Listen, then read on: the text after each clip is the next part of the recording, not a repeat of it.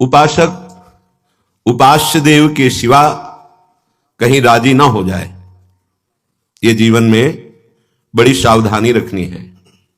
बहुत चिंतन के द्वारा ये बात प्रिया जो बुलवा रहे हैं। अगर कहीं राजी हुआ तो साक्षात्कार में बाधा पड़ जाएगी। कोई वस्तु, व्यक्ति, स्थान, पद, लोक लोकांतर का कोई भी आकर्षण स्वीकृत नहीं होना चाहिए। आब्रह्म स्तंभ पर्यंतम सर्वम मायामयम जगत। अगर हमें मिलने में किसी से सुख है तो प्रभु के अनुरागी से, अगर हमें किसी वस्तु का महत्व है तो प्रभु को समर्पण करने के लिए, अगर हम किसी में राजी हैं तो वो प्रभु की भागवतिक वृत्ति में, अन्यथा नहीं। अगर हम किसी वस्तु, व्यक्ति, स्थान के मिलने पर हर्षित होते हैं तो भगवत साक्षात्कार की योग्यता को हम खो देते हैं। बहुत चिंतनीय ये विषय है। कोई भी वस्तु, पद, प्रतिष्ठा, धन, संपत्ति, नाना प्रकार की लोक लोकांतर की हमारे चित्त में हर्ष ना पैदा कर पावे, तब योग्यता आती है भगवत साक्षात्कार की। अंदर ही अंदर अगर हर्ष प्रकट हो रहा है तो भगवत मिलन का। मन अति हरस जनाव न तेहि, आजु देखी हो परम स्नेही। अगर मन में हर्ष है तो इस बात का कि आज मैं अपने प्रीतम को भर नेत्र देखूंगा, इस बात का। प्रीतम के सिवा किसी भी वस्तु, व्यक्ति, स्थान पर राजी हो जाना मानो प्रीतम की प्राप्ति के अधिकार को खो देना है। बहुत ही चिंतनीय विषय है, बहुत सावधानी का विषय है। वस्तु, व्यक्ति, स्थान, पदवी, यहां तक कि मोक्ष पदवी, रिद्धि सिद्धियों की तो बात ही क्या, अपनर्भव मोक्ष पदवी, इस पे भी राजी नहीं होना। हम छोटी छोटी बातों में हर्षित हो जाते हैं, शोकित हो जाते हैं। हमें बहुत बड़ी वस्तु प्राप्त करनी है। श्री भगवान, प्रिया प्रीतम, अगर हम ब्रह्मा के द्वारा रची हुई सृष्टि की किसी भी वस्तु में सुखानुभूति करने लगे, फिर प्रभु का साक्षात्कार होना बड़ा कठिन हो जाएगा। बिल्कुल सरल भाषा में ऐसा समझिए, जैसे बच्चा खेल में मगन है तो मां कार्यरत है। बच्चा खेल से ऊब चुका है, रोना शुरू कर दिया है, तो उसकी मनपसंद चीजें भेजी जाती हैं, चुप हो जाए, ना रोए। फिर भी रोता है तो प्रियजनों को भेजा जाता है, जाओ गोद में ले लो, दुलार करो। वो नहीं राजी होता तब मां आ जाती है, अपने वक्षा स्थल का अमृत में दुग्ध पान कराकर उसे दुलार करती है। ऐसा ही कुछ समझ लीजिए। माया के खेल में जब तक आप राजी हैं तब तक वो वात्सल्य समुद्र देख रहा है आपको। जब आप इससे ऊब करके मुमुक्षता, मैं मुक्त होना चाहता हूं इन प्रपंच से, काम क्रोध आदि विकारों से, रोना शुरू करता है, तब उसकी मनोनुकूल भोग सामग्री भेज दी जाती है। फिर भी रोना बंद नहीं होता, उस भोग सामग्री को स्वीकार नहीं करता, तो रिद्धियां सिद्धियां प्रियजन भेज दिए जाते हैं, लो।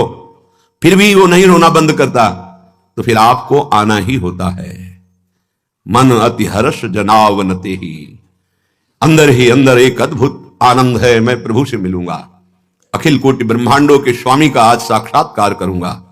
ये किसी भी वस्तु, व्यक्ति, स्थान में राजी होना यह उपासक का लक्षण नहीं है। निष्प्रिय, निरपेक्ष ये स्थिति है भगवत साक्षात्कार के लिए अत्यंत आवश्यक। निरपेक्ष, किसी की अपेक्षा नहीं, निष्प्रिय, उसे किसी से कोई लगाव आसक्ति, कोई चाह नहीं, कोई स्पृहा नहीं। ये समझने का विषय है। ऐसे उपासक को भगवान प्राणों जैसा प्यार करते हैं। समदर्शी इच्छा कछु नाही, हर्ष शोक भय मन माही। हर्ष शोक किंचन मात्र, न हर्ष है, न भय है, न शोक है, समदर्शिता हृदय में विराजमान है। हर्ष शोक भय, किससे भय करूं, सब जगह हमारा प्रभु विराजमान। जब सर्वलोक महेश्वर प्रभु हमारे, तो हर्ष किस बात का करूं, किसी पदवी का, किसी लोक लोकांतर के सुख का नहीं। मन माही, जिसके मन में न हर्ष है, न शोक है, न भय है, सब जगह अपने प्रभु का भाव करता है। अस सज्जन मम उर्बस कैसे, लोभी हृदय बसहु धन जैसे। ऐसा महाभागवत भगवान को कैसा प्रिय लगता है? जैसे लोभी पुरुष का हृदय सदैव धन के चिंतन में रहता है, ऐसे ही भगवान अपने उस प्राण प्यारे भक्त का सदैव चिंतन करते हैं जो एकमात्र प्रभु में राजी है। समदर्शी इच्छा कछु नाही, हर्ष शोक भय नहीं मन माही। अस सज्जन मम उर्बस कैसे, लोभी हृदय बस धन जैसे। हमारा हृदय देख लो कहीं राजी तो नहीं हो रहा। बहुत प्यार का विषय है। अगर आपको कभी ऐसा लगता है कि बहुत कड़वे वचन बोले जाते हैं तो सही पूछो, उनमें अमृत भरा हुआ है। वो आपको केवल लगता है कड़वा, आपके लिए बहुत अमृत भरा हुआ है। जब आप आगे बढ़ेंगे परमार्थ में तो आपको रोना आएगा। भगवान बड़ी कृपा करी जो हमको ऐसे शब्द मिले, क्योंकि शब्द से ही ब्रह्म का साक्षात्कार होता है, भगवत साक्षात्कार होता है। शब्द से ही शरणागति पुष्ट होती है। श्रवण सुजस सुनि आयऊ, प्रभु भंजन भवभीर, त्राहि त्राहि आरति हरन, शरण सुखद रघुवीर। हमें राजी नहीं होना कहीं। आप देख लीजिए, हम लोग बहुत छोटी छोटी वस्तुओं में राजी हैं, छोटे छोटे पदों में राजी हैं, छोटी छोटी प्रतिष्ठा में राजी है। इतने बड़े प्रभु को प्राप्त करने वाला अगर अल्प सुख में संतुष्ट हो गया तो भूमा सुख क्यों आएगा? विचार कीजिए, जब रुदु सुस्वरम राजन कृष्ण दर्शन लालसा तब वो तासा मावीर भूत चौरी स्मयमान मुखामुजा पीतांबर धरा सृग्वी साक्षात मनमथ मनमता, वहीं प्रकट हो गया, उन्हीं के बीच में प्रकट हो गया। वो देख रहा है हमें। पहली बात तो समझ लीजिए कि भगवत साक्षात्कार करना बिल्कुल सरल बात है। कठिन बात है संसार का राग छोड़ पाना, भगवत प्राप्ति नहीं। उल्टा बोला जाता है भगवत प्राप्ति बहुत कठिन है। आदमी उपासक डर जाता है कि जब कठिन है तो हम क्यों उसमें फंसे, चलते हैं संसार के भोगों को भोगते हैं। बिल्कुल नहीं, भगवत प्राप्ति जैसा सरल कोई और कुछ है ही नहीं। सर्वत्र हैं तो यहां भी है, सब में है तो हम में भी है, सबको प्यार करते हैं तो हमको भी प्यार करते हैं। सर्वशक्तिमान है इसलिए किसी और के भरोसे और आस की जरूरत नहीं। कितना सरल है प्रभु, कितने अति उदार करुणा वरुणालय हैं। केवल हमको चाह जगानी है इनसे मिलने की, और हमारी चाह को चाह ही नष्ट किए हुए है। अन्य भोगों की चाह, पदों की चाह, नाना प्रकार की इस नानात्व की चाह हमें प्रभु से मिलन की चाह नहीं जागने दे रही।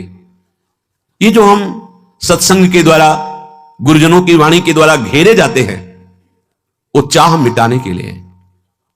आपकी चाह मिट जाए, एक चाह जागृत हो जाए, अब मुझे प्रियालाल चाहिए, केवल प्रियालाल चाहिए। प्राण धन जीवन सर्वस्व बेच दिया प्रिया प्रीतम के चरणों में, समर्पित कर दिया। मेरा कुछ नहीं, अब मुझे केवल प्रियालाल चाहिए। ये बात लाने के लिए ही सत्संग होता है, साधना होती है, शास्त्र स्वाध्याय होता है। समझिए, एक भी वृत्ति कहीं बाहर प्रिया प्रीतम से जाने न पावे, यही सत्संग का सार है, यही साधना का सार है। समस्त साधना का सार एक शब्द में समझ लीजिए, निरंतर भगवदाकार वृत्ति रहना। अब हमारी वृत्ति संसार में है, विषयाकार है, देहाकार है, भगवदाकार कितने मिनट है? ईमानदारी से देखिए, आपकी अंतर्वृत्ति कितने मिनट भगवदाकार है? हम हरिदास हैं, वैष्णव हैं, विरक्त हैं या गृहस्थ हैं, पर हैं तो भगवान के। कितने मिनट वृत्ति भगवदाकार रहती है, आप खुद निर्णय कीजिए। जबकि वैष्णवता, विरक्तता, शास्त्र सिद्धांत का पालन, गुरुदेव की वचनों के अनुसार चलना, इन सब का फल है मुरारी पादार्पित चित्त वृत्ति। एक एक वृत्ति कृष्णाकार, प्रियाकार, भगवदाकार। इसीलिए डांट लगती है। आप अपनी वृत्तियों को समेटने के लिए आए हो, फैलाने के लिए नहीं। जितना वृत्तियों को समेट लोगे उतने धनवान हो जाओगे, बलवान हो जाओगे, महान हो जाओगे। जितना वृत्तियों को फैला दोगे उतने कमजोर हो जाओगे। कोई भी वस्तु, व्यक्ति जो प्रियालाल के चिंतन से हमें दूर करे, वो फैलाव ही है, माया ही है। गो गोचर जहां लगु मन जाई, सो सब माया जानो भाई। प्रार्थना है, बढ़िया अवसर है, एक एक वृत्ति को अब समेट लो, एकमात्र प्रियालाल में लगा दो। राधा राधा राधा। श्रीपाद सावधान कर रहे हैं। महानिरय नीरधिम हृदय निरूप नारी वपु विलोक्य परमा पदाम पदमुपागमम संपदाम विभाव्य जनरंजनम हरिरसात्मता भंजनम भजो परतिभूषण परम धाम वृंदावनम। भाई, इस शरीर की कुछ रचना ही की गई है ऐसी। स्त्री शरीर पुरुष शरीर को देखकर आकर्षित हो जाना, पुरुष शरीर स्त्री शरीर को देखकर आकर्षित हो जाना, या किसी भी शरीर को काम भाव से आकर्षण युक्त होकर देखना, कह रहे महानिरय, ये तुम्हें महानरक में ले जाएगा। एक मर्यादा बनाई गई है धर्म की, उसके अनुसार चलो। अगर इस आकर्षण में फंसकर पापाचार करोगे तो कह रहे हैं निरवधिम, पता नहीं कितने कल्प तक नरक भोगना पड़ेगा। लोगों को ऐसा भ्रम है कि कहीं कोई नहीं देख रहा, कोई नरक वरक नहीं, मनमानी आचरण कर लो। ऐसा नहीं, तुम्हारे आंख मूंदने से आया हुआ सामने काल थोड़ी टल जाएगा। जिस समय जो हम कर्म करते हैं उसी समय वो बलवान कर्म हमारे सिर के ऊपर बैठ जाता है और समय आने पर विध्वंस कर देता है। जब तक उसका प्रायश्चित नहीं किया जाता या उसको नष्ट नहीं कर दिया जाता भजन बल से, तब तक वो कर्म आपके पीछे पड़ा रहेगा। आपको लोकांतर में कहीं भी जन्म लो, आपको नष्ट करेगा समय आने पर। सत्य शास्त्र सदगुरुदेव की वाणी, श्रीपाद कह रहे हैं ये समुद्र है माया। जैसे समुद्र में था लेना चाहो तो नहीं ले पाओगे, ऐसे ही भोग कर था लेना चाहो, भोग लो, कितना भोगोगे? कभी आज तक किसी को था नहीं मिली, बस इतना ही भोग का सुख है मैंने जान लिया। नहीं, जब कोई हटाए तो अतृप्त होके हटाए, तृप्त होके नहीं, अतृप्त होके। छक गया ये नाशवान संसार का राग, हर समय जलाता ही रहा, कभी तृप्ति नहीं मिली। अब नहीं, अब लो नशानी, अब ना नशयों, अब तो केवल प्रभु के चरणों की तरफ चलेंगे। ये अनेक विपत्तियां तुम्हें लगती हैं संपत्ति के रूप में, बड़े गूढ़ वचन है। यहां की जितनी भी संपत्ति है दुखालय से प्राप्त की गई है, तो सुख कैसे दे सकती है?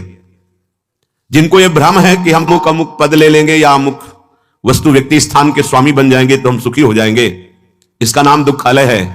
आप कितने धनी हैं आप देख लीजिए, पर इतिहास साक्षी है, चक्रवर्ती सम्राट हुए हैं जहां सूर्य और अस्त उन्हीं के राज्य में होता है। ऐसे ऐसे राजा जिनके बहुत से भोग विलास, बहुत सुंदर सुंदर सब व्यवस्थाएं, अंततो गत्वा अतृप्त होकर इस संसार का त्याग किया। बरबस राज सुत ही नृपदीन्हा, हरिहित आप गवन बन कीन्हा। विचार किया कि धिक्कार है, पूरा जीवन असत भोगों में चला गया, अब तो भगवान के लिए हम वनवास करेंगे, उनका निरंतर भजन करेंगे। आप अभी भोगों में सुख खोज रहे हैं तो एक सीमा रख लीजिए धर्म की। अगर धर्म के अंतर्गत भोगों को स्वीकार करेंगे तो भोगों से राग रहित हो जाएंगे और प्रभु से अनुराग करने के मार्ग मिलने की गुंजाइश रहेगी। अगर धर्म विरुद्ध आचरण करेंगे तो सवाल ही नहीं उठता कि आपके हृदय में सत विचार भी उदय हो जाए। सत मार्ग में चलना तो बहुत कठिन बात। जो पे दुष्ट हृदय सोई हुई, मोरे सन्मुख आव की सोई। अगर दुष्टता बनी रही तो भगवान की सन्मुखता नहीं हो सकती। पाप अवंत कर सहज स्वभाव, भजन मोर ते भाव न काऊ। यदि पापाचरण होते रहे तो भजन का भाव ही नहीं बन पाएगा, जीवन व्यर्थ चला जाएगा। श्रीपाद कह रहे हैं अनेक संपत्तियां ये विपत्तियों की जननी हैं। दुख योनयः, इनसे दुख ही प्रकट होता है। क्या? फसाओ, फैलाओ। परम संपत्ति परम धन राधा नाम आधार, सामने राधा नाम लिखा हुआ है या राधा रूप प्रकाशित है, जिह्वा से नाम चल रहा है, हृदय आनंद की उफान में है, वो उफान आंखों से दिखाई दे रहा है कि नशे में आंखें घूम रही, प्रेम नशा छाया है, घूर्णित नेत्रम और अश्रु प्रवाह हो रहा है। धन्य हो गया जीवन, धन्य हो गया वृंदावन वास, वृंदावन आना धन्य हो गया। गदगद सुर नैना सजल दंपति रस रहे भेन, यही गति वृंदा विपिन में फिरे प्रेम तल्लीन। कहां हो भाई? वृंदावन में। क्या कर रहे हो? रो रहे हैं। किसके लिए? प्रियालाल के लिए। अब जीवन सही चल रहा है। अरे कभी तो एकांत में बैठकर सोचो, तुम्हारे अब जीवन का लक्ष्य श्री जी ने क्या दिया है? क्या दिया है? क्या धन के द्वारा प्राप्त भोग विलासिता को अभी भोग नहीं चुके और फैलाव करके भोग विलासिता और भोगना चाहते हो? नहीं, ये मन कभी कभी धर्म की आड़ में हमको प्रियालाल से विमुख कर देता है। नहीं, ये धर्म है। नहीं, स्थान व्यक्ति के अनुसार धर्म का निरूपण किया गया है। कौन सा स्थान है, उस व्यक्ति की क्या अवस्था है, वो व्यक्ति निवृत्ति मार्ग में है या प्रवृत्ति मार्ग पर, तब उसके, इसीलिए पूरा मेडिकल स्टोर दवाइयां हैं, पर वो सब हमारे लिए नहीं है। डॉक्टर ने जो पर्चा में हमारे लिए लिखा वही लेके खाओ जाके, नहीं तो उसमें दवा है लेकिन मर भी जाओगे। मनमानी दवा नहीं खानी, डॉक्टर के आदेश अनुसार। ऐसे ही शास्त्र और सिद्धांत मेडिकल स्टोर है, सदगुरु वैद्य हैं, तुम्हारे लिए जो दवा दे रहे हैं केवल वही तुम्हें सूट करेगी, वही तुम्हें परमार्थ पथ में आगे बढ़ाएगी। तुम्हें मन से दवा नहीं लेनी, ये पीली वाली तो नहीं, वो हरी वाली, ये कड़वी, वो मीठी दीजिए। मीठी दवा हो सकता है तुम्हारे लिए जहर का काम कर जाए। श्रीपाद कह रहे प्यारे, ये संपत्ति अनेक विपत्तियों की जननी है, दुख यो न यहा, इससे दुख ही प्रकट होगा। तुम जिसे प्राप्त करने के लिए चले हो तो ये अपने मन का रंजन और लोगों के मन का रंजन करना बंद कर दो। एकांत में बैठ करके मंत्राकार वृत्ति करने के लिए मन तुम्हारा सलाह नहीं देगा, वो सलाह देगा फैलाव करके, उसमें राजी होना, क्योंकि बातचीत करने को मिलेगी, घूमने को मिलेगा। मन को एकाग्रता से नाम मंत्र में लगाना, कांपता है, देख लो आप सब बैठे हो, मन को एकाग्र करके नाम में या मंत्र में लगाना, कांपता है मन। अभी उसको बाहरी कार्यों में लगाओ, राजी हो जाएगा, लेकिन उसको अंतर कार्य में लगाओ, अंतर्मुख करके नाम में मंत्र में, फिर सेवा करो। उसके लिए तो आपको समय देना पड़ेगा, पहले एकांत अभ्यास के लिए मन को राजी करना पड़ेगा। किसी तरह गुरु कृपा फंसा करके तुमको संसार के फांसी से काट करके ये अवसर दे रही है कि तुम अपने मन को एकाग्र करके प्रियालाल में लगा दो। अब अगर ये चूक कर दी तो बार बार तो बनत नहीं, या संजोग अनूप मानुस्तन वृंदा विपिन रसकन संग विरूप, सब यही का यही धरा रह जाएगा। तुम्हारी चित्त वृत्ति कहां लगी वो परिणाम तुम्हारे साथ जाएगा। बहुत ध्यान देने योग्य बात महापुरुषों की है, अपने मन का रंजन और लोगों के मन का रंजन। जब हम वृंदावन आए हैं तो श्री जी को रिझाने आए हैं, सामने वाला आके खड़ा हो गया, राधे श्याम राधे श्याम। अब वो बात कर रहा है, अगर हम बात नहीं करेंगे तो उसको दुख पहुंचेगा, नहीं दुख नहीं महादुख पहुंचे, और उस दुख में वो सोचे कि ये हमसे क्यों नहीं बात किया। तब पता चलना चाहिए कि श्री जी से कोई विमुख करने वाली वृत्ति हमारे अंदर है, इसलिए हमसे बात नहीं किया। हमको श्री जी के लाडनों से बात करने के लिए श्री जी मैं होना पड़ेगा। किसी महापुरुष के पास कोई धनी गया, बहुत सी सामग्री और रुपया रखा, वो अधिकतर मौन रहते, हटाओ, बहुत बुरी तरह से व्यवहार किया, और फेंक दी, सामग्री फेंक दी, हटा दिया। बाद में हमने उनसे एकांत में पूछा, ऐसा क्यों किया, गंगा के किनारे रेत में क्यों ऐसा किया आपने? वो कानपुर से आए, इतनी दूर से आए, गाड़ी से आए, यहां गाड़ी आना मुश्किल है, इतनी सामग्री लाए आपके लिए, आप क्यों फेंक दिया? तो पहली बात तो उन्होंने कहा अगली बार औरों को लिवा के आएगा और ये सब लेकर। दूसरी बात, इसको अहम है कि मैं ये वस्तुएं, अब इसके अहम को चूर हुआ कि इन महात्माओं के लिए वस्तुओं से नहीं भाव से रिझाया जा सकता है। हटा इन वस्तुओं को। अगर उन वस्तुओं को स्वीकार कर लेता तो उसको गर्व होता कि पैसे के बल से, वस्तुओं के बल से एक महात्मा हमारे हाथ जोड़ रहा है, हाँ बड़ी कृपा की, हट ये वस्तुएं हटा। हम भिक्षा से जीते हैं, प्रभु की इच्छा से जीते हैं। अब वहां अगली बार अगर आएगा तो वस्तुओं का बल लेके नहीं आएगा, वो दैन्य होके आएगा कि शायद अगर कृपा कर दे, मैं रो दूं, वो कृपा कर दे, हमारी तरफ देख ले तो अहो भाग्य। वो महात्मा जिसके संग से अर्थ का महत्व खत्म हो जाए, भोगों का महत्व खत्म हो जाए, देहाभिमान गलित हो जाए, उसे संत संग कहते हैं। अगर आपने रुपया चढ़ाया, पैसा चढ़ाया और आपका सम्मान हुआ तो आपका रुपया में महत्व बढ़ेगा, ना कि साधुता में।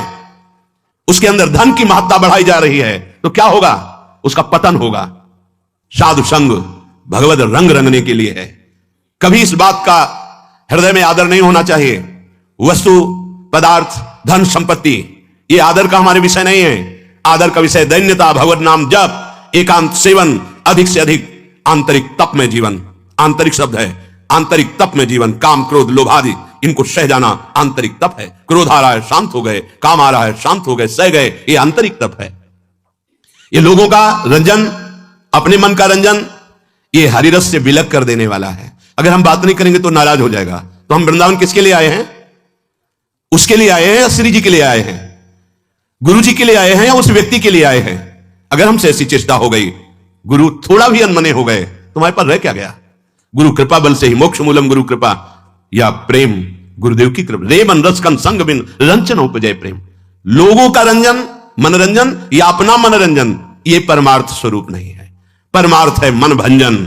मन मार्या तन बस में कीन्हा, हुआ भरम सब दूर। बाहर से कछु दिखत नाही, अंदर चमके नूर। आपो त्याग जगत में बैठे, नहीं किसी से काम। उनमें तो कछु अंतर नाही, संत कहो जयराम। मन ही मारी तन हारी के वृंदावन में गाज। मारना पड़ेगा मन। हमारा मन एकांत में नहीं लगता है, लगाइए आप एकांत में।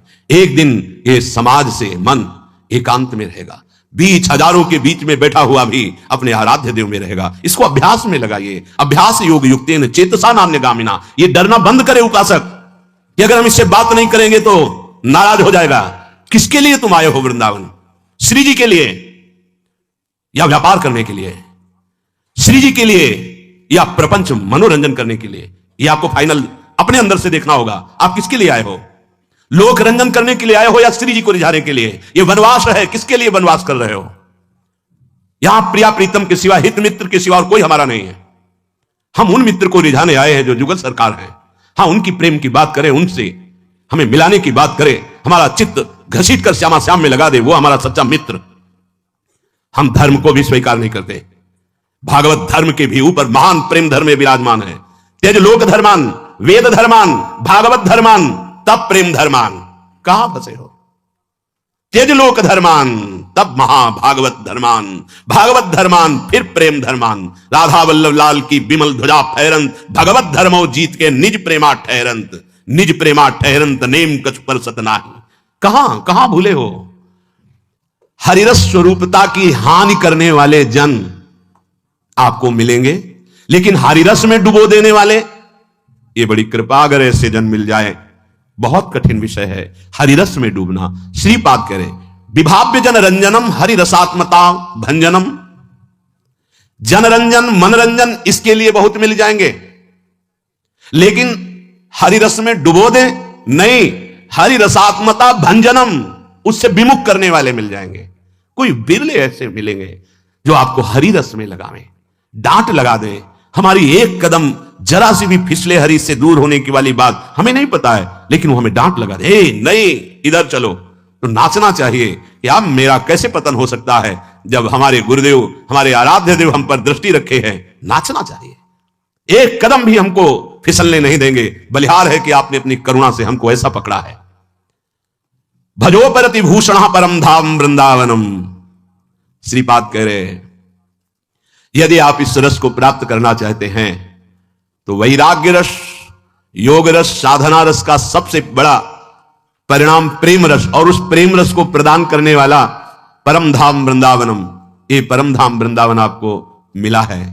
श्री वृंदावन दास जी महाराज एक पद में वर्णन करते हैं, राधा कानन शरण मना परी, टरी जाती है आयु रात दिन, रसना प्रेम सहित कही हरि हरि, राधा कानन शरण मना परी।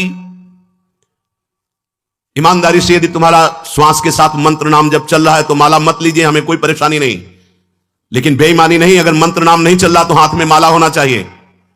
ये तुम्हारी बड़ी सावधानी की वृत्ति पैदा करेगा माला। ये कोई खिलवाड़ नहीं है। अगर वास्तविक ईमानदारी से आपका निरंतर नाम मंत्र श्वास के द्वारा चल रहा है तो प्रणाम है, हम इस पर जोर नहीं देते। और अगर आपका नहीं चल रहा तो बेईमानी मत कीजिए। माला से बहुत नाम जब बढ़ता है, एक एक श्वास सावधानी पूर्वक चल रहा है तो ठीक है, नहीं तो मन है दो चार नाम चलाएगा, भाग के संसार में भटकेगा और फिर तुम्हारा मन प्रपंच में फंसा देगा। बहुत सावधानी की जरूरत है। एक एक श्वास में जब 20 वर्ष अभ्यास किया गया है तो दिल के धड़कन के साथ वो चलता है। उसे माला की जरूरत नहीं, ना अंगुली से गिनने की जरूरत है, ना सोचने की जरूरत है, ना चिंतन की जरूरत है। जैसे एक विषयी पुरुष का स्वाभाविक विषय चिंतन होता है, ऐसे एक महाभागवत का स्वाभाविक अभ्यास सिद्ध होने पर नाम मंत्र रूप लीला ऐसे चलता रहता है। अभी प्रारंभ की साधना में प्रवेश भी नहीं हुआ, ना हाथ में माला है, ना भगवत चिंतन की वृत्ति है, खाली बैठे हैं तो प्रपंच का चिंतन होगा। कई बार कहा है, नियम रूप में दिया है, पर जब आप स्वीकार नहीं करेंगे तो कैसे चलेगा। आपके हाथ में चाहे आजकल वो नया चला है काउंटर, ऐसे अंगुली में फंसा लिया, कितना बढ़िया है। एक कम से कम मन को अच्छा लग रहा है कि 10,000 नाम हो गए, उसको सुख मिल रहा है। प्रियालाल के 10,000 नाम जप लिए, आज 11,000 जप लिए, आज 20,000 जप लिए। ये बोले से अभिमान बढ़ेगा। हम कह रहे हैं ना, ये अभिमान बढ़ना चाहिए और लोभ बढ़ना चाहिए कि आज 10,000 किया, कल 15,000 करेंगे, 20,000 करेंगे, 1 लाख अब 1.5 लाख होने लगा है। बड़े अहो भाग्य। अरे मंगलमय प्रभु के नाम का हृदय में संचय करने का भाव आ जाए। अब ऐसे जब स्वाभाविक नाम चल रहा है तो धन्याति धन्य, नहीं चल रहा तो आप अपने साथ बेईमानी मत कीजिए। टरी जाती है आयु रात दिन, ये भगवान भुवन भास्कर उदय होकर आपकी जीवन को नष्ट कर रहे हैं। दिन गया, रात्रि आई, रात्रि गया, अब पता नहीं दिन पूरा हो कि आज का ना हो। सच्ची बात, बड़ा भयावह है ये मृत्यु लोग। ऐसी कल्पनाएं प्लानिंग हो रही कि लगता है अजर अमर हम हैं, आगे से आगे की 7 पीढ़ी सुख भोगते रहे, इतना व्यवस्था कर ले हम। 7 मिनट का भरोसा नहीं कि जिनके लिए हम 7 पीढ़ी की सोच रहे हो 7 मिनट रहेंगे कि नहीं, या जिससे सोच रहे रहेगा कि नहीं। बड़ा भयावह विषय। तुम्हें भय नहीं लग रहा? माया की तरफ से निर्भय हो तो महाभय को प्राप्त हो जाओगे, भजन की तरफ वृत्ति जोड़ो फिर निर्भय हो तो परमानंद को प्राप्त हो जाओगे। टरी जाती है आयु रात दिन, रसना प्रेम सहित कही हरि हरि हरि, राधा कानन शरण मना परी। मन से और तन से यदि वृंदावन का सेवन करने का सौभाग्य मिला है, तन से तो वृंदावन वास हो ही रहा है, पर मन से भी करो। कैसे होगा? तो बोले रसना हरि हरि, जिह्वा हरि हरि नाम, राधा राधा राधा, कृष्ण कृष्ण कृष्ण, ये रटना प्रारंभ करो। ना हाथ में माला है, ना मन में मंत्र चल रहा है, ना नाम चल रहा है, असंतुष्टता होती। किसके साथ तुम धोखा कर रहे हो? अपने साथ कर रहे हो। आज कोई टोकने वाला है, कल कोई टोकने वाला नहीं मिलेगा, कोई रोकने वाला नहीं मिलेगा, रौंद देगी माया। विश्वास कीजिए, लाखों सर झुकाएंगे, लेकिन चूक जाओगे तो कोई तुम्हारा मुंह नहीं देखना चाहेगा। ध्यान रखना, ये संसार है। सही मार्ग पे चलोगे, भगवत भजन करोगे, बिस्तरे सब जग विमल कीरति, साधु संगति ना टरे। नहीं तो ठेका नहीं लिया संसार ने तुम्हें सर झुकाने का। अगर आज सर झुका रहा हो, नाम जप और सही ढंग से नहीं चलोगे तो कल तुम्हारा कोई चेहरा नहीं देखना चाहेगा, तुम्हारी छवि उठाकर नाली में फेंक दी जाएगी। ये संसार है। होश में, भगवान ने तुम्हें केवल विरक्त मार्ग, भगवत मार्ग दिया है भजन करने के लिए। रात दिन तुम्हारी आयु क्षीण हो रही, कमाई कर लो, जाना है प्रभु के पास। यहां की प्लानिंग है केवल धर्म पूर्ति के लिए सोचो, भगवत प्रसन्नता के लिए सोचो। मान जाओ मेरी बात, नहीं बहुत बहुत इतिहास साक्षी हैं, बस प्लानिंगें ही चलती रहती। मन की मन में ही रह गई, कुछ कर नहीं पाए, और जो मन में रह गई वो आगे जन्म के विस्तार कर दिया। बड़े महापुरुष कह रहे हैं, टरी जाती है आयु रात दिन, रात दिन चला जा रहा है। काल करे सो आज कर, आज करे सो अब, पल में परलय होएगी, बहुरी करोगे कब? भजन के लिए अरे फिर कर लेंगे, और भोगों के लिए, विषय के लिए, प्रपंच के लिए अभी। उल्टा करो, जब भोगों के लिए मन लालायित हो तो आगे के लिए टाल दो, भजन के लिए अभी अभी अभी, इसी समय से। राधा राधा राधा। गही रही मीत रवि सुता को तट, अपनावेगी कुंवरी कृपा करी, श्री हरिवंश प्रसाद स्वामिनी, दय है उर आनंद विपुल भरी। अरे मित्र, तुम परम पावन यमुना के पुलिन पर आ गए हो तो बैठ करके खूब नाम जप करो, नाम कीर्तन करो, प्रभु की लीला गायन करो, तो कुंवरी किशोरी जी ये देख करके तुम्हें अपना लेंगी। जहां स्वामिनी जी ने अपनाया, तुम्हारे हृदय में आनंद स्रोत खुल जाएगा। हरिवंश प्रसाद से स्वामिनी जी तुम्हें अपने चरणारविंद का परम सुख प्रदान करेंगी। स्वामिनी जी के चरणों से प्रेम रस धारा बहती रहती है। आचार्य प्रसाद से, गुरुदेव प्रसाद से स्वामिनी जी कृपा करेंगी, संबंध का निर्वाह करती हैं वो, आपके हृदय में प्रेम जागृत कर देंगी।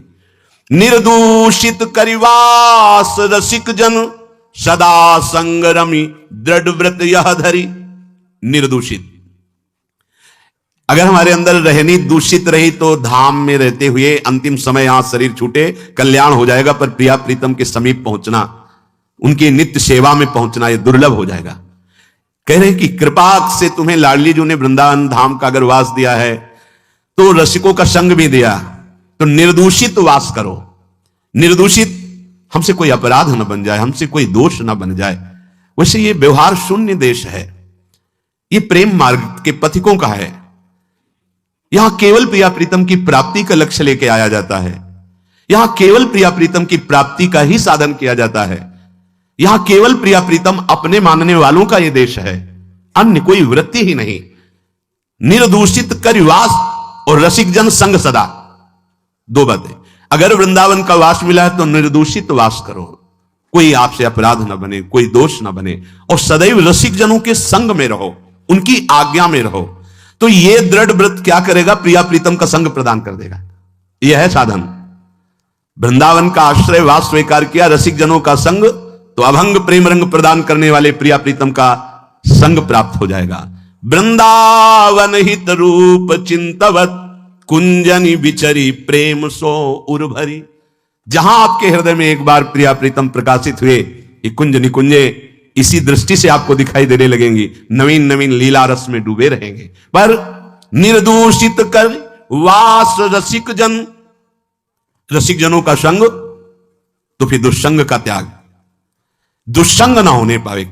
कल देवर्षि नारद जी के भक्ति सूत्र में दुष्संग सर्वथैव त्याज्य, सर्वथैव त्याज्य, दुष्संग की पहचान तो कह रहे हैं जो शिष्णोदर परायण है, रसेंद्री के अच्छे अच्छे पदार्थ खाने के लिए जबान ललचाती है, जनेन्द्री भोग के लिए हर समय बावरे बने रहते हैं। शिष्णोदर परायण यद्य सद भी पथि पुनः शिष्णोदर कृतोद्यमई आस्थितो रमते जंतुस तमो विशति पूर्ववत सत्यम शौचम दया मौनम बुद्धि श्रीहिर यशः क्षमा समो दमो भगश्चेति यत्संगाद्यात् संक्षयम तेषु शान्तेषु मूढ़ेषु खंडितात्म स्वसाधुषु संगम न कुर्यात् छोचेषु योषित क्रीडा मृगेषु च। जो मनुष्य संभोग प्रिय है और रसेंद्री के भोग पदार्थों से प्रियता रखता है, ऐसे नीच पुरुष का संग नहीं करना चाहिए। जो भगवान की भक्ति से रहित है, केवल शिष्ण और उदर परायण है, उनका संग नरकगामी बना देगा। भगवान मना कर रहे हैं। आस्थितो रमते जंतुस्तमो विशति पूर्ववतम। पूर्व में हम अनंत जन्मों में इन्हीं भोगों में फंसे रहे, आज हमें परमार्थ का मार्ग मिला है। यदि हमने कहीं ऐसे पुरुषों का संग कर लिया तो हमारा परमार्थ बिगड़ जाएगा। सत्यम शौचम दया मौनम बुद्धि श्रीहीर यशः क्षमा समो दमो भगश्चेति यत् संगाद्यात् संशयम। ऐसे दुष्ट संग से हमारे जीवन में सत्य का अभाव हो जाएगा। सत्य बोलना, सत्य मार्ग में चलना, सत्य चिंतन करना छूट जाएगा। पवित्रता नष्ट हो जाएगी, दया की जगह क्रूरता आ जाएगी, मननशीलता जो भगवत चरणारविंद की होनी चाहिए वो विषयों की होने लगेगी। हमारी बुद्धि, लज्जा, स्त्री, ईश्वर, ये सब भागवतिक सद्गुण नष्ट हो जाते हैं। अतएव दुष्ट संग न करे। ये जो अशांत चित्त है, मूर्ख है, भगवत विमुख है, नष्ट बुद्धि है, ये जो भोगों के खिलौने बने हुए हैं, ऐसे असाधु पुरुषों का कभी भी साधक संग न करे, नहीं तो नष्ट हो जाएगा। दुष्संग का त्याग प्रत्येक साधक को बड़ी सावधानी पूर्वक करना चाहिए। भगवत प्रेम या मोक्ष पदवी जो भी चाहिए वो तभी मिलेगा जब कुसंग का त्याग हो जाए। भगवान श्री रामचंद्र जी ने तो विभीषण जी से कहा कि बरु भल बास नरक करताता दुष्ट संग जन दे विधाता। भगवान चाहे तो नरक का वास दे दे, अच्छा है, पर दुष्ट का संग ना मिले। नरक का वास क्यों अच्छा है? क्योंकि नरक भोगने से पाप नष्ट हो जाएंगे, हृदय पवित्र होगा, पर दुष्ट संग से हृदय में पाप बढ़ जाएंगे और अपवित्रता बढ़ जाएगी। दुष्ट संग बड़ा दुर्भाग्य उदय होता है तब मिलता है। जैसे बड़ा सौभाग्य उदय होता है, भगवत कृपा होती तब साधु संग मिलता है, ऐसे बड़ा दुर्भाग्य उदय होता है तब दुष्ट संग मिलता है। इंद्रियों का कोई भी विषय, अभी तक तो बाहरी दुष्संग की बात, अब कह रहे हैं अंदर दुष्संग की बात। व्यक्ति जनित दुष्संग और वृत्ति जनित दुष्संग। अब अंदर की बात, इंद्रियों का कोई भी विषय जो हमारे मन को प्रिया लाल से अलग करके, सतमार्ग से अलग करके भोग लालसा पैदा कर दे, पाप लालसा पैदा कर दे, गंदे विचार बढ़ा दे, हमारे भगवत प्राप्ति से हमारे चित्त को चलायमान कर दे, वो दुष्संग है वृत्ति का। बड़ा सावधानी की जरूरत है। ये भगवत प्राप्ति का मार्ग चलना थोड़ा कठिन है, भगवत प्राप्ति नहीं कठिन है, क्योंकि हमारी वृत्तियां उसी में फंसी रही है। तो ऐसे सत्संग 10 वर्ष सुनो और हमें लगता है कि अगर सही दुस्संग हो जाए तो 10 दिन में पूरा 10 वर्ष का चैप्टर बदल देगा। तो 10 वर्ष का सत्संग काम उतना नहीं किया, क्योंकि 10,000 जन्मों से हम दुस्संग में ही रहे हैं। तो जहां दुस्संग मिला तो मन राजी हो जाता है, यार बहुत जल चुके, 10 वर्ष हो गए। भगवत प्राप्ति के मार्ग से हमारे चित्त को चलायमान कर देने वाला दुस्संग हमारे पास भेजा जाएगा। बात समझना, माया ऐसे पार्षदों को भेजेगी। बहुत सावधान। अपने जीवन को केवल इसीलिए प्रारंभ हुआ था, प्रियालाल के लिए ही हमारा जीवन। हमें हर्षित नहीं होना किसी भी पद, व्यक्ति, वस्तु, स्थान में। अगर हर्षित हो गए तो मन फिर प्रियालाल में लगना बड़ा कठिन हो जाएगा। ये बालू का बांध है, एक बार फूटा तो दोबारा बनाना बड़ा मुश्किल है। सावधान। हमें ना कोई ऐसी चेतन वस्तु या जड़ वस्तु का दृश्य देखना है जो हमारे अंदर भोग वासना पैदा कर दे। जड़ के देखने से भी होता है क्या? हाँ, चित्र जड़ ही तो है। जो आप चलचित्र देख रहे हो जड़ ही तो है ना, उसमें कुछ हो थोड़ी रहा है, वर्तमान में थोड़ी हो रहा है। वो तो चित्र है, लेकिन वो चित्र तुम्हारे चित्त को बलात् आकर्षित करके भोगों में फंसा देगा। बहुत सावधान। ना कोई चैतन्य वस्तु। संगम त्यजेत मिथुन वृत्ति नाम मोक्षो। मैथुन धर्म से युक्त किसी भी प्राणी पर दृष्टि जाए तत्काल मानसिक प्रणाम करके हटा लीजिए। दोबारा दृष्टि गई तो पतित हो जाओगे, संकल्प विकल्प होने लगेगा। इसीलिए साधक अपनी दृष्टि पर शासन रखता है। ये उचक्का की तरह ऐसे ऐसे चलना साधकों का स्वभाव नहीं होता। बावरों की तरह ऐसे ऐसे देखना, गर्दन इधर, ग्रीवा झुकी हुई है, आगे का मार्ग देख रहे हैं, नाम निरंतर चल रहा है। किसी से बात कर रहे हैं अगर तो भगवत वार्ता कर रहे हैं, चेहरा देखना जरूरी नहीं, चाहे स्त्री हो चाहे पुरुष हो। जब आपको पता है कि हमारे पूज्य जन है तो हम उनका दर्शन करते, नहीं तो चरणों तक सीमित है। ऐसे बात की चल लिया, कोई भी रूप हमारे नेत्रों ने नहीं पकड़ा तो प्रियालाल के रूप में तन्मयता बढ़ेगी। बड़ी सावधानी से। एक नैमिषारण्य के संत भगवान थे, वो कभी नहीं देखते थे किसी की तरफ, बस ऐसे जैसे पूज्य श्री हरि बाबा ऐसी दृष्टि है। अगर बात करते तो उड़िया बाबा की तरफ देखकर बात करते थे, अन्यथा ऐसे रहते थे। कुछ तो महापुरुषों का हम अनुकरण करें। ऐसी चीज और मनाया जो मनाया देख रहे हैं, जैसे आप समझते हो कि सामने से नहीं देखेंगे पीछे से देख ले। बात तो अपनी चित्तवृत्ति की है। अगर हमारी चित्तवृत्ति दूषित हो रही तो सामने और पीछे से क्या है, झरोखे से क्या है? हमें अपनी चित्तवृत्ति दूषित होने से बचाना है। हम ना कोई ऐसी चर्चा सुने, ना कोई ऐसी चर्चा करें, ना ऐसे स्थान में जाएं, ना ऐसी पुस्तक पढ़े, ना ऐसा दृश्य देखे, ना ऐसा चित्र देखे, ना ऐसी वस्तु खाए, ना ऐसी कोई सूंघने की वस्तु ले जिससे हमारे अंदर प्रमाद स्थिति आ जाए और इंद्रियां विषयों की तरफ प्रबल हो जाएं। ये सब दुर्संग माना जाएगा। याद रखना चाहिए, अच्छे और बुरे भावों की उत्पत्ति, ये 10 बातें प्रधान होती हैं। आपके अंदर अच्छे भाव आ रहे हैं या बुरे भाव आ रहे हैं तो उनमें 10 बातें प्रधान हैं। पहला, स्थान। आप कहां बैठे हैं, कहां रह रहे हैं, किस जगह खड़े हैं, आपको स्थान देख करके ही बर्ताव में उतरना है। जैसे मदिरालय है, आप वहां खड़े होंगे तो तमोगुण अपने आप बढ़ने लगेगा, आसुरी प्रवृत्ति बढ़ने लगेगी। ऐसे ऐसे जिस स्थान पर खड़े होने से, देखने से, बात करने से हमारी वृत्ति बिगड़ रही, उस स्थान का तत्काल त्याग कर देना चाहिए, वहां से हट जाना चाहिए।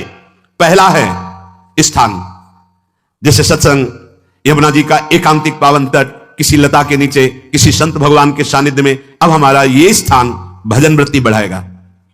उस व्यक्ति का घर जिसके पास जाने से वासनाएं बढ़ रही, उस स्थान में जहां दृश्य देखने से हमारे अंदर गंदी बातें आ रही। पहला है स्थान। दूसरा है अन्न। बहुत बड़ा प्रभाव अन्न का होता है। अगर अधर्म के द्वारा कमाया हुआ अन्न है तो बुद्धि अधर्म में ही लगेगी। यदि भोजन पकाते समय, रसोई रांधते समय आप विकारात्मक चिंतन कर रहे हैं तो कोई भी प्रसाद पाए उसके अंदर विकार जागृत हो जाएगा। अन्न का बहुत बड़ा प्रभाव पड़ता है। एक बार पूज्य पाद उड़िया बाबा जी महाराज अपने परिकर के साथ भ्रमण में थे तो किसी बड़े धनी मानी ने निमंत्रण दिया, महाराज आज यहीं रुको। तो बाबा ने कहा हम लोग गांव के अंदर नहीं रुकते। तो बाहर कोई वृक्षों का समुदाय, जंगल जैसा, तो उसमें वहां रुके, पर भोजन उनकी तरफ से। भोजन सबने पाया। जब सुबह हुआ तो महात्मा जन, साधक जन एक दूसरे की तरफ देखे और बोले आज तो हमको बड़ा दोष हुआ, गंदा स्वप्न आया और हमारा संयम बिगड़ गया। बोले ये तो हमको भी हुआ, जितने थे सबको हुआ। उड़िया बाबा के समीप गए। बाबा ने कहा अच्छा ऐसा हुआ, ये तो अन्न दोष है, बुलाओ सन्न पवाने वाले को, फिर चलेंगे। बुलाया और बाबा ने कहा बिल्कुल सत्य बोलना, नहीं तो आप जानते हो इतने महात्माओं के संयम को आपने भ्रष्ट कर दिया, सत्य बोलना क्या बात है। तो उनका महाराज संतान नहीं हो रही थी, सुना था आप बहुत सिद्ध महापुरुष हैं तो आपके परिकर को इसीलिए पवाया। अंदर काम भाव था कि हमारी कामना थी कि संतान उत्पन्न हो, वैसे चिंतन करते हुए बनाया ऐसे। बोले सबका संयम नष्ट कर दिया। होश में, नरक जाने वाली बात मत सोचो। अरे संतों को पवाओ जैसे अपने पुत्र को पवाते हैं, ऐसी भावना करनी चाहिए। आज हो भाग्य तो परिणाम खुद मंगल में निकलेगा। काम भाव से युक्त होकर क्यों बनाया? सब संतों के अंदर विकार पैदा कर दिया। अन्न का प्रभाव पड़ता है, हम जैसा अन्न पाते हैं वैसा। कई बार सुनाया है, सिद्ध महापुरुष पूज्य प्रातः स्मरण श्री बलराम दास जी महाराज झाड़ू मंडल के, यमुना के पावन तट पर ही है, रास मंडल के पास ही, वो अपने एक लता के नीचे बैठे हुए भगवत चिंतन कर रहे थे। अचानक यमुना जिस नजदीक है तो कोई माई स्नान किए हुए निकली तो नेत्रों ने देखा और विकार उत्पन्न हो गया। वयोवृद्ध सिद्ध महापुरुष, उन्होंने कहा अब तो इस शरीर को नष्ट कर दूंगा। शिष्यों ने कहा महाराज ऐसा क्यों? बोले किसी माता के शरीर को देखकर हमारे अंदर विकार क्यों आ गया? ऐसा नहीं, आज तक कभी नहीं हुआ। ऐसा क्यों हुआ? उनका महाराज आपस में सब शिष्यों ने कि कुछ ना कुछ तो खान पान में गड़बड़ी हो गई, तभी ऐसा हुआ। बाबा आज परिक्रमा करते हैं वृंदावन की, बाद में आप जो आदेश करेंगे जैसा करेंगे, पहले परिक्रमा। वृंदावन की परिक्रमा का बहुत बड़ा प्रभाव है। जब कभी मन आपका ऐसा विक्षिप्त हो, परेशान हो, तत्काल परिक्रमा प्रारंभ कर देना, नाम जप करते हुए। आप देखना परिक्रमा पूरी होते होते शांति हो जाएगी। बाबा ने खूब नाम कीर्तन करते हुए शिष्यों के साथ परिक्रमा दी, मन का विकार शांत हो गया। उनका ऐसा कैसे हो सकता है कि हमारे अंदर विकार आ गया? ये बड़ी सूक्ष्मता का विषय है। कल प्रसाद कहां से आया था? उस समय लाडले गोविंद देव जी महाराज यहीं विराजमान थे वृंदावन में। बोले तो ठाकुर गोविंद देव जी का प्रसाद आया था। लकुट उठाई, गए वो तो भगवत स्वरूप तस्मित जने भेदा भावात। भगवान और भगवान के ऐसे जनों में भेद नहीं होता, वो भगवत स्वरूप होते हैं। गए और कहा बताओ, आपका प्रसाद न पावे तो अपराध लगे कि प्रसाद नहीं पाया, और प्रसाद पावे तो हमारे अंदर काम जागृत हो जाए, हम तो मरे ना दोनों तरफ से। तो ठाकुर जी बात कर रहे थे, दूसरों को नहीं सुनाई दे रहा था। कह रहे थे कि देखो नाराज मत हो, कलकत्ता की वैश्या थी, उसने भोग लगाया, अब उसने भोग लगाया तो हमने चख पाया, तो आपको प्रसाद का किनका लेना चाहिए? किसने कहा था कि पूरा प्रसाद पाइए? जरा किनका ले लेते हो, मधुकर ही पाते। हाँ ये बात आपकी मान। तो हमारा तो पूरा विश्व है, कोई भी भोग लगाएगा हम तो पाएंगे। और हमारे प्रसाद की निष्ठा आप सबके हृदय में, तो किनका लीजिए, पूरा मत पाइए। सोचिए, भगवत अर्पित प्रसाद और वृत्ति, भगवान ने आदेश किया किनका पाओ, माधुकरी मांग के खाओ। यहां वर्णन कर रहे, यदि हम अन्न थोड़ा भी हमारे अंदर दूषित चला गया, तो जब कभी ऐसी विकार की भावना हो, आपके अंदर विकार बन रहा है, तो खोजिए। आपने कोई दृश्य देखा है, आपने किसी से बात की है, आपने कोई ऐसा संकल्प बनाया नहीं, तो फिर भोजन दोष आ गया। अब आज उपवास कर दो, जब तक वो वृत्ति न नष्ट हो तब तक कुछ मत पाना, जल से काम चलाना, तो एक दिन एक पहर अपने आप शांत हो जाएगा। अगर बहुत विकलता हो रही तो नाम कीर्तन शुरू कर दो, भोजन मत पाना, नाम कीर्तन शुरू, बिल्कुल शांति मिल जाएगी, बिल्कुल। और ये तो उदाहरण महापुरुष इसलिए देते कि हम सावधान रहें। हमारे अच्छे भाव या बुरे भाव में ये 10 बातें बहुत प्रभाव डालती। पहला स्थान, दूसरा अन्न, और तीसरा जल। पानी भी बहुत संभाल के नहीं। आजकल तो देखो प्रायः ऐसे दांत से प्लास्टिक नोचेंगे, ऐसे पानी पिएंगे, कब भरी गई, कहां भरी गई, कैसा पानी। बड़ा देखो कैसा हमारे भजन साधन के लिए विक्षेप पैदा होता चला जा रहा है। पहले सुंदर सरोवरों का जल, मतलब 15 वर्ष तो गंगा जल ही केवल पिया है, जो आकाश वृत्ति से मिला नहीं, गंगा जल ही पिया है। कुआं का जल, फिर आया हैंडपैप का जल, अपवित्र होने लगा। हैंडपैप में जो वाशर, अगर वो कहीं चमड़े का पड़ा हुआ है तो अपवित्र जल हो गया। अब हैंडपैप का भी अंतर ध्यान स्वरूप हो गया, अब तो नहीं दिखाई देता। अब रह गया है मोटर से निकले और फिल्टर में जाए, वो मशीन जो फिल्टर करती है पानी को, आरओ, उससे। अब वो जिनके पास है तो है, नहीं तो परिक्रमा लगाया हो, आपको पानी पीने को नहीं मिलेगा। देखो कैसा समय आ गया। भोजन, पहले कोई दगाबाजी भोजन में तो नहीं करता था। गांव में जब जिसके यहां दूध बेचा जाता था ना, उसको बहुत लघु दृष्टि से देखा है, गाय माए एक बराबर होती है, ये दूध बेचता है। 10-5 किलो मठा तो आप ऐसे मांग के ले सकते थे, अगर अड़ोस पड़ोस में वो मठा मिल जाएगा। जब कोई उत्सव होता, फ्री दूध 100, 200, 500 किलो पूरे गांव के सब दे देते, कोई ऐसे बेचता था। अब दूध नहीं, जब बूढ़े लोग बैठते थे कहते थे पानी बिकेगा आगे चल के। आज पानी बिक रहा है, नहीं बिक रहा, पानी बिक रहा है। हमें लगता है सबको ही पैसे से ही पानी है, वो बोतलें नीली नीली नहीं, इतनी बड़ी बड़ी बिकती, उन्हीं से पानी पिया जा रहा है। आगे और समय, जल का प्रभाव पड़ता है। जैसे हम गंगा जल पीते थे, सही कहते, कई दिन जब भोजन नहीं मिलता तो पूरी पौष्टिकता गंगा जल से मिलती थी। गंगा माता के जल से ऐसा लगता था मानो हम परम पावन अमृत पान कर रहे हैं, सारी पौष्टिकता मिलती थी। कुएं का जल अपने आप में पौष्टिकता से युक्त होता है, जो हमें चाहिए। आज देखो जल की समस्या हो गई, पवित्र जल पीने के लिए हम तरस रहे हैं। कहां हो जल और कैसे मिलेगा जल? या तो आप पैसे वाले हो तो आप खरीद करके पीजिए, नहीं तो अब वो जल नहीं है गया कि कुएं से निकाला पी लिया या सरोवर से पी लिया, या कैसा दुर्भाग्य है।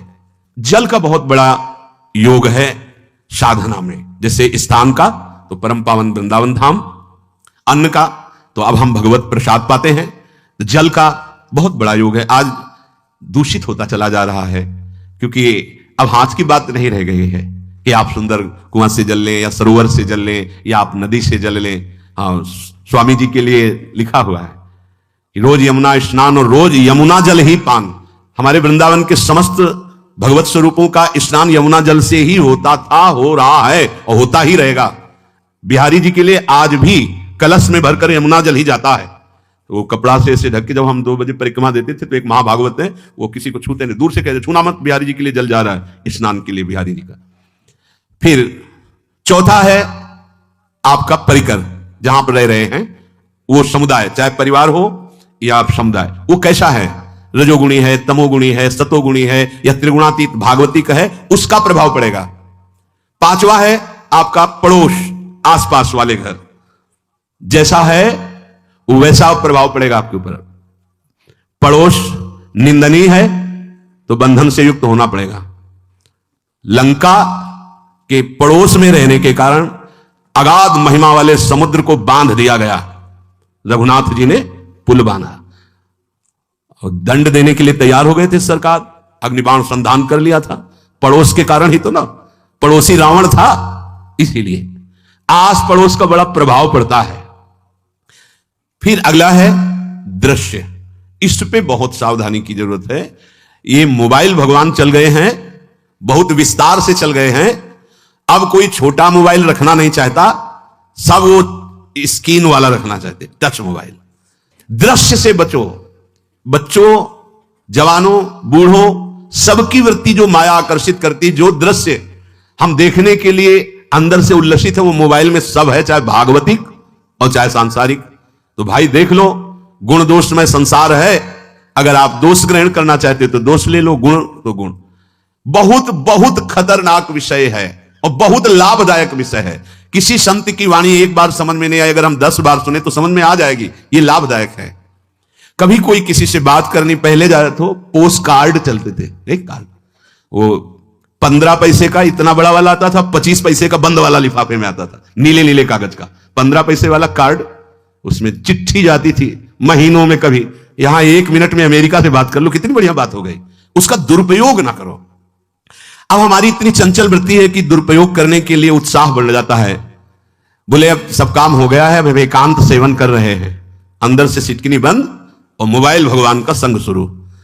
2-4 मिनट सत्संग और अच्छे दृश्य देखे, फिर बगले में वहां सब होता है कि आप बस उसको ऑन कीजिए, फिर जो मनोरंजन शुरू होता है, फिर उपासक मिटिया मेट हो जाता है।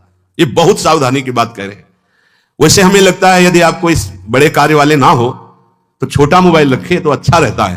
तो इसलिए ये एक ऐसा कलयुग भगवान ने रचा है कि बचा पाना बड़ा मुश्किल है। इससे वृत्ति को बचाओ, जो बचा ले गया वो आगे साधना कर सकता है। बहुत सावधान बच्चों।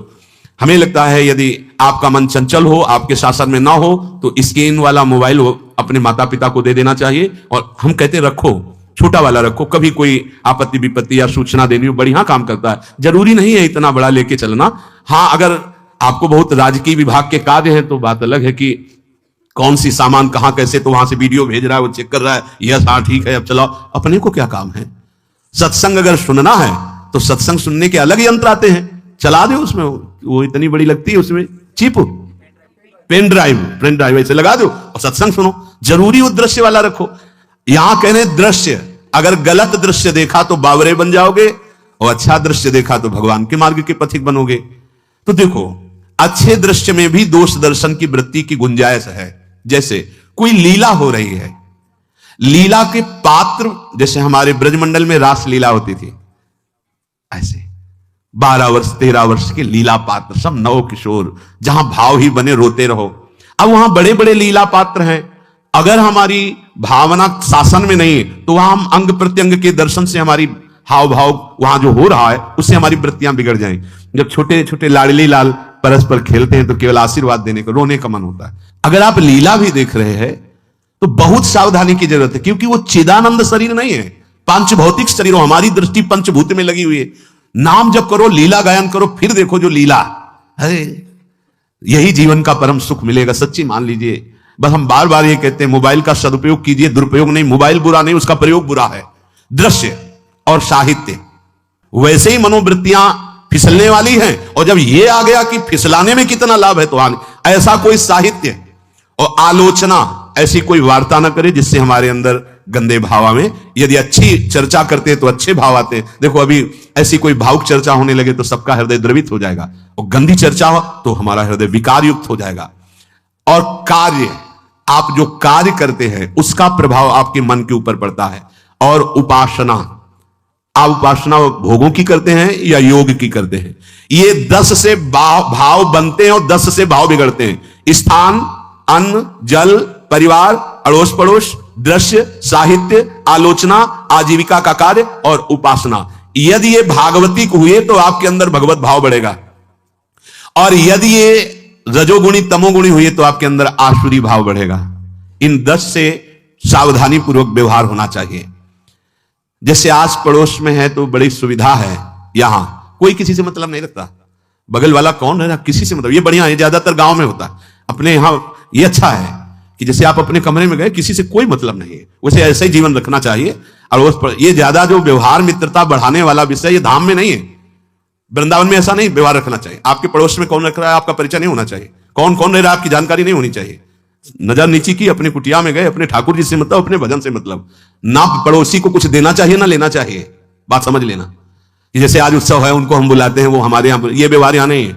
बनवासी हो, ठाकुर का भोग लगाया, अगर आपको बांटना है तो बाहर निकलो, आधा किलोमीटर दूर ऐसी जगह बांटो जो तुम्हें राधे श्याम दोबारा ना बोले, फिर वो तुम्हें बुलाएगा, फिर वो बैठेगा, फिर प्रपंच की बातें होंगी, निंदा स्तुति की होंगी, फिर बड़ी संगोष्ठी होती है, पता चलता है। क्या फायदा ऐसे जीवन से। आप वनवासी हो, समय एकांत में दीजिए, अपनी कुटिया में बैठिए, नाम जप कीजिए, निकलिए, सत्संग सुनिए, ठाकुर दर्शन कीजिए, परिक्रमा कीजिए, फिर अपनी कुटिया में। ज्यादा व्यवहार में नहीं उतरना चाहिए, ये वनवास है, वृंदावनवास। सत्संग का सेवन, रजोगुण तमोगुण का त्याग, तो दुष्संग से आप बच जाएंगे। दुष्संग से बचने का मतलब है काम क्रोध मोह स्मृति भ्रंश बुद्धिनाश सर्वनाश कारणत्वात्। देवर्षि नारद जी कहते हैं, अगर दुष्संग का त्याग हो गया तो आप काम का, क्रोध का, मोह का, जो हमारी भगवत स्मृति का नाश कर देते हैं, जो हमारी बुद्धि का नाश कर देते हैं, जो हमारे सर्वनाश करने वाले हैं, इनका त्याग कर पाएंगे। कुसंग अगर हो गया तो इनका त्याग नहीं हो सकता, बहुत कठिन हो जाता है। भगवत संबंधी तत्वबोध होना या भगवत रहस्य लीला में प्रवेश पाना, जो अपनी इंद्रियों को भोगों में तृप्ति कराने की कोशिश कर रहे हैं, उनका चिंतन भोगों का ही होगा। तो कैसे तत्वबोध होगा, कैसे लीला में प्रवेश होगा, बस ध्यान देना है, कैसे हो पाएगा। क्योंकि जिस चित्त वृत्ति से भगवदाकार हमें वृत्ति करनी थी, वो तो हमने भोगों के चिंतन में लगा दी, भोग क्रियाओं में लगा दी। एक स्थिति होती है जब आपकी चित्त वृत्ति भगवदाकार हो गई है, तो व्यवहार में रहते हुए भी विषयान ग्रहणंत मुंचंत वा, खान पान, उठना बैठना, है सब बाहरी क्रियाएं हो रही हैं, अंतर से वो अपने आराध्य देव में सदैव स्थित रहता है। उसका परिचय आपको जब ऐसे महापुरुष का सानिध्य मिलेगा तो आप विषय सेवन करते हुए भी निर्विषय रहेंगे। आपके अंदर विषयों की प्रियता नहीं रह जाएगी, आपके अंदर एक प्रबल वैराग्य, ऐसी धारणा बन जाएगी, कुछ नहीं, कोई भी तुम्हें प्रभावित नहीं कर सकता। यद्यपि खान पान हर्ष आदि की सब व्यवहारिक वृत्तियां हैं, पर उस महापुरुष का प्रभाव ऐसा होगा कि आपका हृदय निर्विकार हो जाएगा। और बहुत ही त्याग की सब बातें की जा रही, लेकिन हृदय भी सही है तो संग से विषय रंग बढ़ जाएगा। ये देखा गया है। हृदय अगर निष्प्रिय है, जिसका हम संग कर रहे हैं, तो उसका परिणाम निष्प्रिय निकलेगा। व्यवहार में कुछ भी हो, निष्प्रियता ही आपकी बढ़ेगी, निर्विकारता बढ़ेगी, क्योंकि उसकी स्थिति का संग हो रहा है, उसका प्रभाव पड़ रहा है। तो सर्वनाश की जड़ है विषय चिंतन।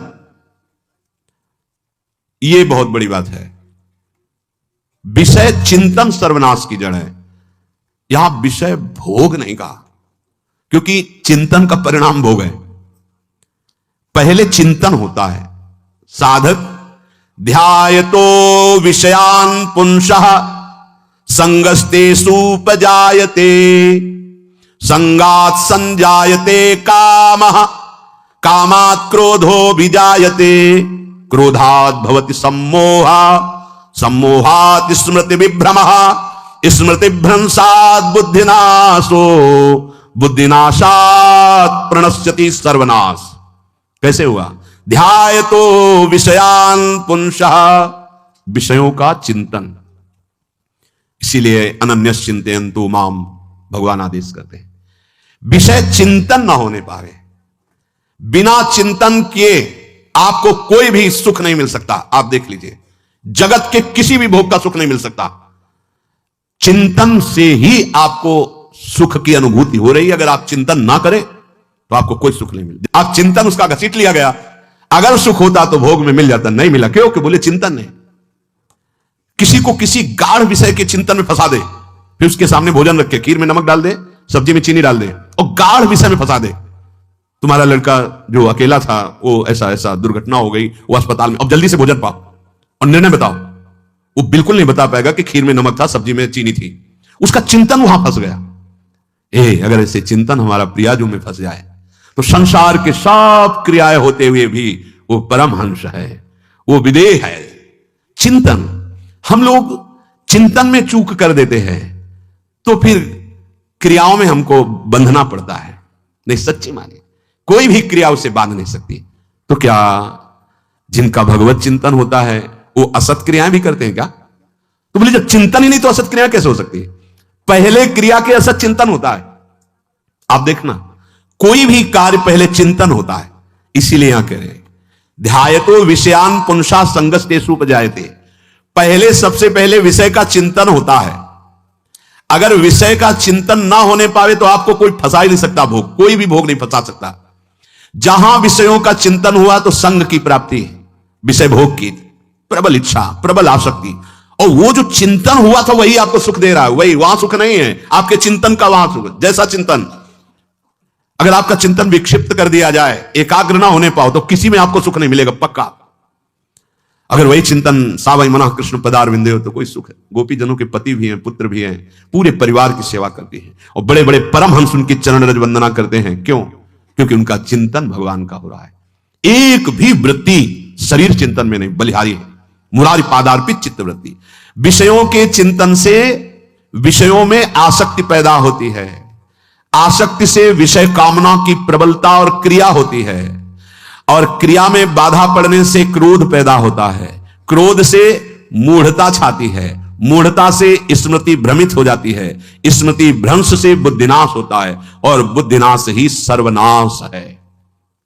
इसलिए चित्त का निरंतर अधिक समय तक सावधानी पूर्वक भगवान नाम में, भगवत लीला में, आप सब भगवत कृपा पात्र जन है, चिंतन न बिगड़ने पावे।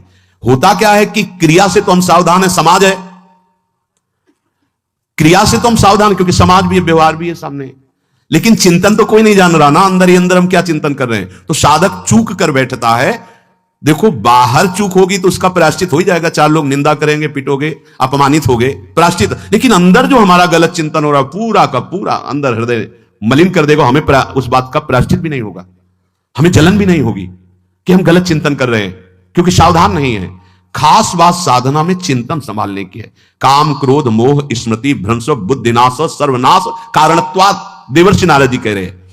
चित्त का जहां अधिक चिंतन होता है वही हमारी तन्मयता बन जाती है, वही हमारा स्वरूप होने लगता है। बोले बहुत कामी पुरुष है, बोले बहुत क्रोधी पुरुष है, बोले बहुत नीच पुरुष है, पूरा संबोधन होने लगा उसके लिए, क्योंकि वो उसी चिंतन से, वैसी क्रियाओं से। अरे बोले तो बड़े भगत हैं, भगवान के स्वरूप है साक्षात। जो हम अधिक चिंतन करते हैं वही क्रियान्वित होता है, जो क्रिया होती है, चिंतन होती है, वैसे हमारा स्वरूप बन जाता है, वैसे हमारी स्थिति हो जाती है। सांसारिक विषयों और विषयी पुरुषों का शरीर संग, वाणी संग, मन के द्वारा संग, ये आपके अंदर विषय चिंतन बढ़ा देगा, विषय क्रियाओं में लगा देगा। इसलिए बहुत सावधान। विषय में कोई ताकत नहीं है, विषयासक्ति दुर्गति कर देती है। एक बार देवर्षि नारद जी जनक जी से कहा कि आप विदेह राज कैसे हैं? पत्नी भी है, परिवार भी है, सब वैभव भी है। वो आप एक राजा होते हुए विदेह राज, उनका आज विश्राम कीजिए, कल सुबह चर्चा करेंगे। तो रात्रि में अपने शयन गृह में देवर्षि नारद जी को शयन कराया और अपनी अर्धांगिनी से कहा कि आप जाकर शयन कीजिए देवर्षि नारद जी के साथ, जो आज्ञा। अब वहां देवर्षि नारद जी के समीप जब नारद जी ने देखा कोई स्त्री, तो शकिल गए और शकिल गए। वो तो आज्ञा जैसी हुई थी, जब दीवाल मिली तो दीवाल की तरफ मुंह करके लेटे रहे। अर्धरात्रि में उठी और चली गई। देवर्षि नारद जी सुबह गए और कहा कि ये क्या मजाक था आपका, यदि आपको ऐसा ही व्यवहार करना था तो आप हमसे कह देते तो हम बाहर जाकर शयन करते, आपने ऐसा क्यों किया? क्या हुआ महाराज? जब हम वहां शयन कर रहे थे, कुछ रात्रि व्यतीत होने पर आपकी अर्धांगिनी आई और लेट गई सैया पे, उनको पता नहीं कि एक देव ऋषि के साथ ऐसा व्यवहार नहीं कर। फिर क्या हुआ महाराज? फिर हम और खेलते गए, फिर दीवाल मिली तो उधर मुंह करके फिर सो गए। तो तुमने स्त्री को दीवाल नहीं समझा, दीवाल को दीवाल समझा। यही आप में और हम में फर्क है। आपके लिए जैसे दीवाल निश्चिंतता का कारण है, ऐसे ही हमारे लिए स्त्री होते हुए भी वो दीवाल की तरह ही है, किंचन मात्र विकार उत्पन्न नहीं कर सकती। यही अंतर है। इसी बात से हमको विदेह राज कहते हैं। ये स्थिति अब कह दे स्त्री शरीर और दीवाल में क्या ज्ञान की विशेषता? वो जड़ है, चैतन्य नहीं। ये शरीर भी जड़ है, चैतन्य आत्म तत्व है। पंचभूतों से दीवाल बनी है। अग्नि तत्व से ईंट पकाई गई है, पृथ्वी तत्व तो है ही। पृथ्वी तत्व में जल मिलाकर उसको आकार दिया गया है। वायु तत्व ने उसे सुखाया, अग्नि तत्व ने पकाया है, और शब्द आकाश तत्व है। 5 भूतों से वो बना, 5 भूतों से बना है। सच्चा ज्ञान ये कि इसमें और दीवाल में कोई अंतर नहीं। चैतन्य घन आत्म तत्व के कारण ये चलता फिरता नजर आता है, और वो खड़ा स्थायी जड़ दिखाई दे रहा है। इसमें भी भगवान है, उसमें भी भगवान है। इसमें भी पंचभूत है, उसमें भी पंचभूत है। नरसिंह भगवान खंभे से प्रकट हुए थे, बस केवल अज्ञान के कारण जड़ चैतन्य का भेद है। तो आप समझ में आया। ये जो हमारे अंदर भोगों की आसक्ति है, यही कामना प्रकट करती है, यही पाप प्रकट करती है, यही हृदय को मलिन कर। इसलिए हम अपने चिंतन को संभालें। चित्त चोर के चरणारविंद का चिंतन करें, निरंतर नाम जप करें, भगवद आश्रित रहें। प्रभु अपने भक्तों की रक्षा करते हैं, जैसे मां अपने बच्चे की। करूं सदा तिनके रखवारी, जिम बालक राखे महतारी। राधा राधा राधा शिष्य जागे।